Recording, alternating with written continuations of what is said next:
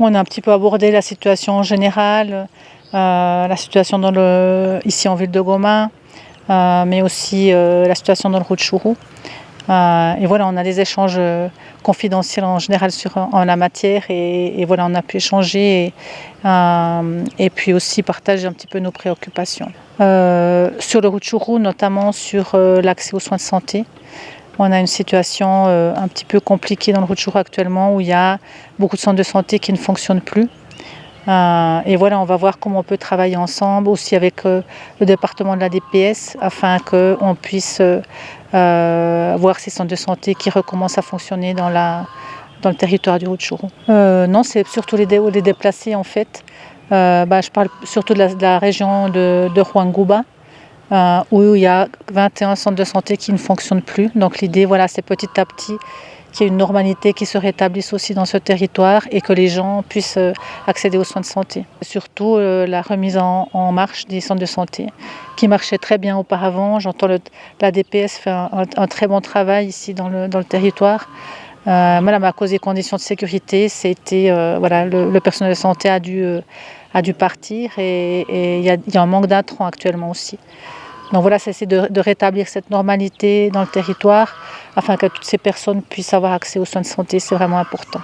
Actuellement, on est déjà en train de soutenir 6 centres de santé dans l'hôpital de Ruangouba, et ceci depuis le mois de mars. Justement en collaboration avec la DPS, on appuie pour que les déplacés et les personnes autochtones aussi aient accès aux soins de santé gratuits, notamment sur le paquet basique des prestations. Et on a aussi fourni des intrants. Donc voilà, pendant les hostilités qu'il y a eu dans les différents mois, on a fait des donations aussi de plus de 20 kits de pansements, mais aussi des antimalarias pour que les gens aient accès, par exemple, à des antipaludéens, etc. Évaluer l'avancement des travaux relatifs au programme conjoint des Nations Unies pour la réforme de la justice, c'est l'objet de la mission qu'effectue à Goma une délégation mixte composée des experts du gouvernement congolais et des représentants des partenaires. Cette délégation a présenté ses civilités auprès du vice-gouverneur Jean-Romuald Ekuka Lipopo ce mercredi 12 octobre 2022. Selon Madame Mimi Angèle Condé, point focal au cabinet du ministre de Justice pour les 10 programmes de réforme de justice, il est question de s'imprégner de ce qui est déjà fait en termes de construction et réhabilitation des infrastructures pénitentiaires et juridictionnelles. Nous sommes venus ici particulièrement pour suivre l'exécution de ce programme conjoint des Nations Unies sur la réforme de la justice au niveau du Nord Kivu. C'est un programme qui concerne les pénitenciers, c'est une réforme qui concerne les juridictions tant militaires que civiles.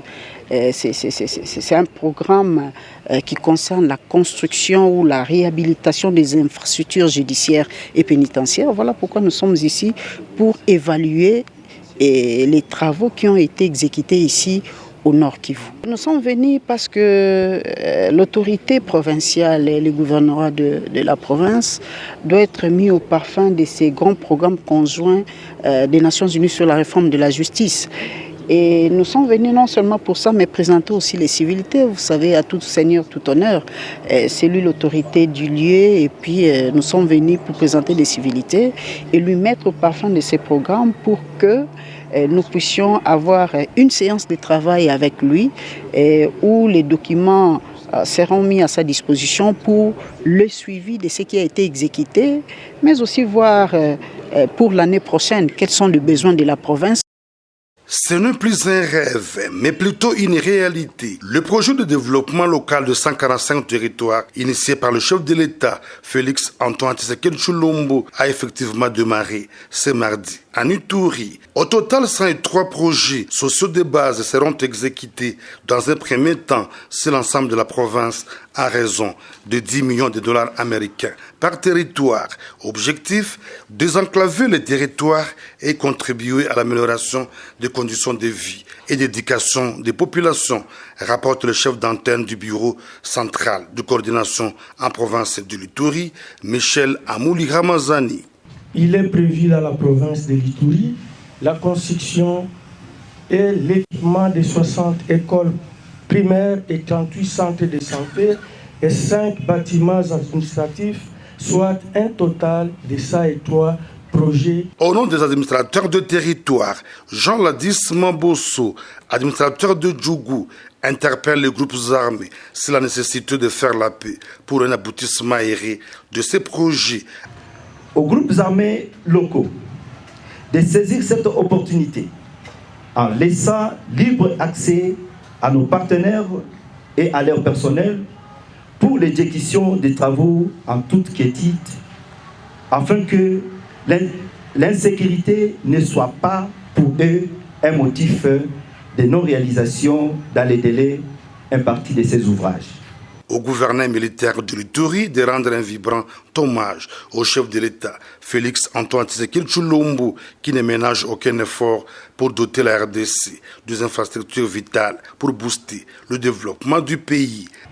La présente cérémonie de lancement officiel des travaux du programme de développement local de 145 territoires pour l'ensemble des territoires de la province de l'Ituri, qui nous réunit aujourd'hui, résulte d'un choix réfléchi, volontaire et convaincu de la vision du président de la République, son Excellence M.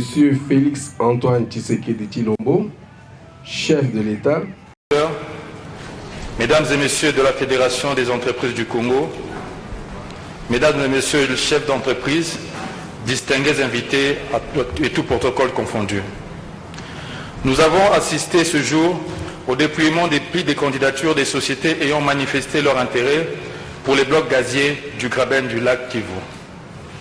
Permettez-moi, premièrement, d'exprimer toute ma gratitude à son Excellence, Monsieur le Président de la République, Félix Antoine Tshisekedi Tshilombo, chef de l'État, appelé affectueusement Béton. Et aussi les membres de notre gouvernement qui soutiennent et accompagnent ce processus des appels d'offres, dont le seul objectif principal est de valoriser nos ressources en hydrocarbures en vue du développement économique et social de notre population. Deuxièmement, je remercie les sociétés qui ont manifesté leur intérêt pour les 3 blocs gaziers du Graben du lac Kivu. Soyez très rassurés que notre processus des appels d'offres demeure public, transparent, impartial et concurrentiel en vue d'aboutir à des partenariats gagnant-gagnant dans l'intérêt de toutes les parties. Les chances sont donc accordées à toutes les sociétés et aucun acte de corruption ne sera toléré. Mesdames et Messieurs, l'exploitation de gaz méthane contenu dans les eaux du lac Kivu, lequel représente un risque permanent d'une catastrophe naturelle, est une exigence sécuritaire pour la population congolaise vivant dans le voisinage direct du lac d'une part, et d'autre part, une réponse aux besoins énergétiques des 2 grandes provinces de notre pays, à savoir le nord et le sud Kivu. C'est pourquoi nous avons prévu, dès la fin de la phase de présélection pour les 3 blocs gaziers, à notifier le plus rapidement possible les sociétés qui seront présélectionnées à venir retirer les cahiers de charges pour la soumission de leurs offres techniques et financières. S'agissant de la phase sélection, la commission ad hoc en charge des appels d'offres, que je tiens à féliciter, créée au sein de mon ministère, travaille avec diligence pour parvenir à la signature des contrats de partage de production d'ici la fin de ce mois d'octobre 2022. Enfin, nous encourageons par cette occasion les sociétés ou consortiums à rejoindre le processus des appels d'offres par la manifestation de leur intérêt pour les 27 blocs pétroliers et dont le dépôt des candidatures se poursuit jusqu'au 29 janvier 2023. En tant que personne responsable du marché et autorité d'attribution des présents appels d'offres, j'ai fait procéder à l'ouverture des plis relatifs aux 3 blocs gaziers du lac Kivu. La commission ad hoc a également procédé au dépouillement en séance publique. Je déclare ouverte l'étape d'évaluation des dossiers des candidatures à l'issue de laquelle sera constituée la liste restreinte en vue de la phase de sélection. Je vous remercie.